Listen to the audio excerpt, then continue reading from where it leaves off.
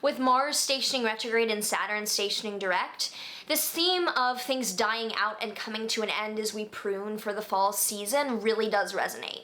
It's a month of getting serious, toning it down, and revising how we expend our personal energy. If you are excited to dive into what this full overview of September based on the astrology and a little bit of tarot has in store, make sure that you like, subscribe, and hit that notification bell so that you are always up to date with what the stars have in store for you. Hi, I'm Maren. I am a professional astrologer, author, and student. I combine traditional Hellenistic astrological technique, it's been a long day, with modern psychological counseling dynamics in order to provide grounded spiritual guidance with my astrology. And I have already made in-depth September forecasts for each rising sign, so if you have not yet watched your personal video, check that out down below after this one so you can get the scoop for how this is showing up in your life.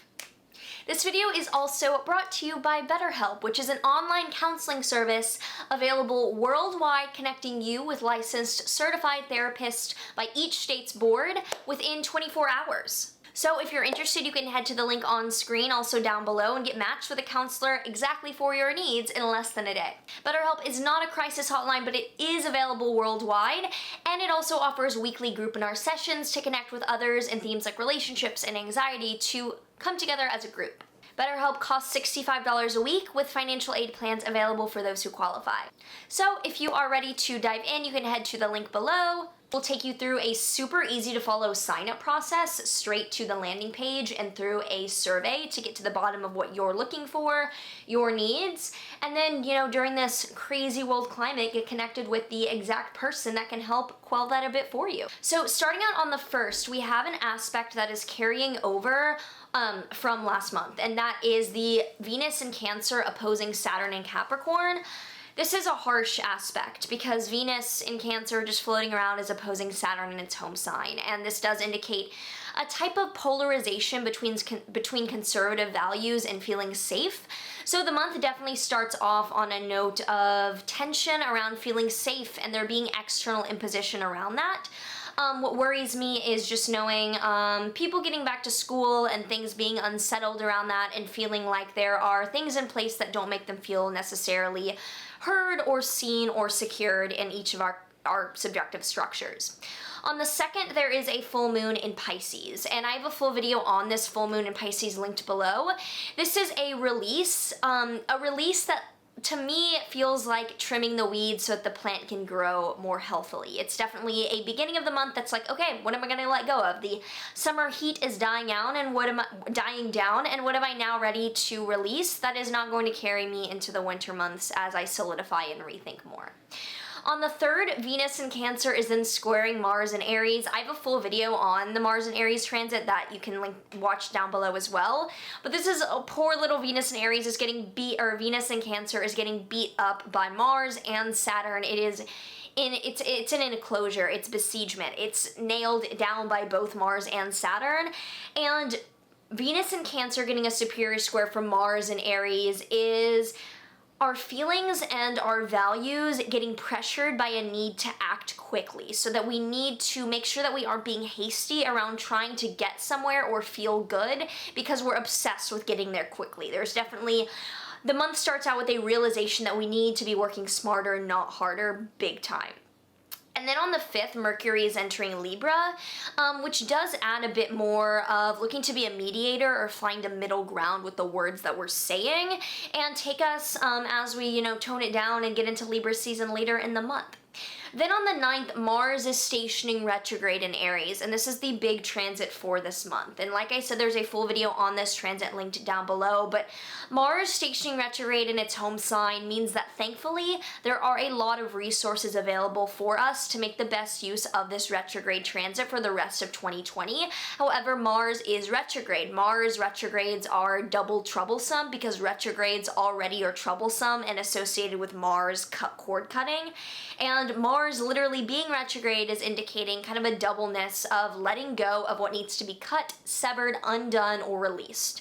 And a lot of this with Aries has to do with our personal ego and our will to power, so to speak, to bring in one of my favorites, Nietzsche. I'm thinking about where are we so consumed with this upward stride that we're losing sight of what is actually supportive of us in the long term? Because I know right now, for example, I have been so obsessed with growth on certain social media that I am like literally physically and spiritually exhausted, and it's really sad, but I have to realize that doing more is just going to put out this vibration of lack into the universe, and I need to rethink the way that I'm sharing my energy, and that my higher self is holding space for me to do that, even as my small self is obsessed with creative and productive output. So that's one example of Mars and Aries, and wherever that is in your chart coming to that. And if you know where this Mars and Aries transit is going to be for you, you can think to working smarter, not harder in that area of life. On the 9th through the 18th, the Sun in Virgo is then trining Jupiter, Pluto, and Saturn in Capricorn. This is actually really cute. This is a Earth trine between the Sun and Virgo, what we are giving our authority to being duty and being winding down and being critical. That is, fall is autumn. It is preparing for the harvest, trimming the weeds, getting the fruit and the food. You can tell I'm very, I don't know anything about growing food, but we are preparing the harvest. It's a weeding down, discriminatory process for the season of Virgo. And that means that with the trines to these dire mafia planets in Capricorn, we have this higher diligence behind us to do the heavy hitting diligent work. Then on the 15th, Venus in Leo is squaring Uranus and Taurus, which is this like sudden choice to make an aesthetic decision or a sudden choice to buy something, like suddenness in a Venus and Leo way. So it can feel almost like we need to hook up with someone to make a point to our ex or do something dramatic, or that we want to shell out 20 grand on like new designer bags, and that being really sudden. So just watch near the literal middle of the month some suddenness around harmony and Venusian shit. On the 17th, there is a new moon in Virgo, and this new moon is a new beginning around what slow, steady steps to the end game do we need to begin here and now. And like, there's a full video on this down below as well. This new moon in Virgo is really minute and really micro decision based, so that we can be the hero in our own life, starting from the root, starting from square one, starting from being here and now, and not avoiding that which we really need to start from square one about. On the 22nd, the Sun enters Libra, so that marks Libra season. Libra as the cardinal air sign, marking us into autumn. It is initiating this descent, and that is what Libra is doing. It is weighing out what descent needs to happen between parties. So as we approach Libra season, think about what mediation and what equilibrium you can find in your own life throughout the acceleration and the deceleration in certain aspects.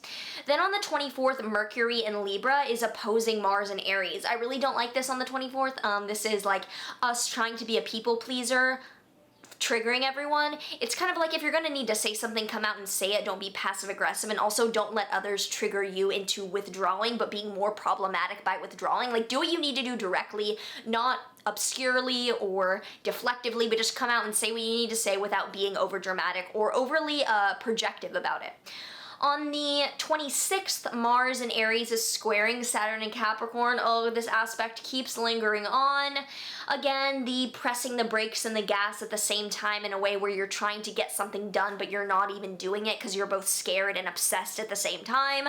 Very much the dynamic. I know that you know where this is showing up for you. I know that you know where you are afraid of going all the way, but you're obsessed with pushing down that effort, but nothing is really moving as a result. So either do it or don't do it. There is no try. I completely fucked up that Shakespeare quote and butchered it, but you know what I mean. Like, fucking do it or don't, and the hesitation is not helping anyone. I know I'm speaking about myself because I had this natally, and it's not a fun aspect. I think I have butthole lips right now with this liquid lipstick. It's fine. It's cute. We're almost done with filming. On the 27th, Mercury is entering Scorpio. So Mercury is like fucking flying through the sky right now. It is now at the end of the month getting down to bullshit filter Scorpio, not letting bullshit fly by. Definitely being a radar. So by the end of the month, we are like, I'm on the plan, I'm on the path, I'm going to pick up the bullshit and not let it slide. Whew. Then on the 29th, Saturn is stationing direct in Capricorn, and I have a full video on the Saturn in Aquarius transit that this is like an interlude into, because Saturn will re-enter Aquarius at the end of the year, so you can check that out down below. But Saturn stationing direct itself is not a big deal, but the fact that it is now going to move forward and leave Capricorn for the next 30 years is the big deal, because Saturn moving forward means that the last issues in the Capricorn house of your chart are being tied up, that now it's like the final final nail in the coffin to move forward for the new age of air signs that will be hallmarked at the end of 2020. So this month is a big die month. Like, yeah, it's a big month of pruning and dying and killing it with fire. If it needs to be killed with fire, this is the time. Diligently and dutifully and exactly, but killing it with fire. Let's see if the tarot cards confirm this. But if you do have like any part of your life that you are looking to kill with fire, let me know in a comment down below. I'd be interested to hear what you're doing. We have the Ace of Cups reversed. This is quite literally saying that there's nothing to emotionally fill us up right now. It's the time of pouring out the cup, like letting things go. I know for me, if I'm not on a specific opportunity, being famous that might be happening, I will be like definitely winding down, pruning down, not taking new clients, very selectively clients for my school semester, and pouring out the cup. Ace of Cups upright is like the most openness to emotional fulfillment. Right now we are letting go of what's blocking that. Finally, let's pull a Witch's Wisdom tarot card to see what witchy wisdom is coming through to us right now. Oh my god. Samhain, death. Cannot make this shit up. Through veil whilst thin, this very night, protection placed, no need for fright. Crone welcomes you and all you bring, wisdom awaits, now look within. This magic is worked with harm to none, so mote it be there, it is done. Samhain, I think that's how you say it. I don't like talk to other witches, so like I don't know how to say kind of the cool shit. Death, like that's the theme for September, that's the theme. Die, die, die. In a really empowering way. So like if you have anything that you're looking to kill with fire, this is the perfect time to have a beautiful ceremony, cord cutting, let that shit go, wind down. How are you expecting this September to play out for you? I'd be interested to hear below. I would be interested in learning with you this September. If you want to look at my Astrology Academy linked down below, it is the full course of my astrological knowledge to get you started learning this. So if you want to get on that, this is your perfect time to ground down the new with that info. Otherwise, BetterHelp link is down below. Link for my private readings is down below. Anything you can check out. So that if you enjoy this, you can also like, subscribe, and do all the things. Sending all the death love, and I will see you in the next one. There is one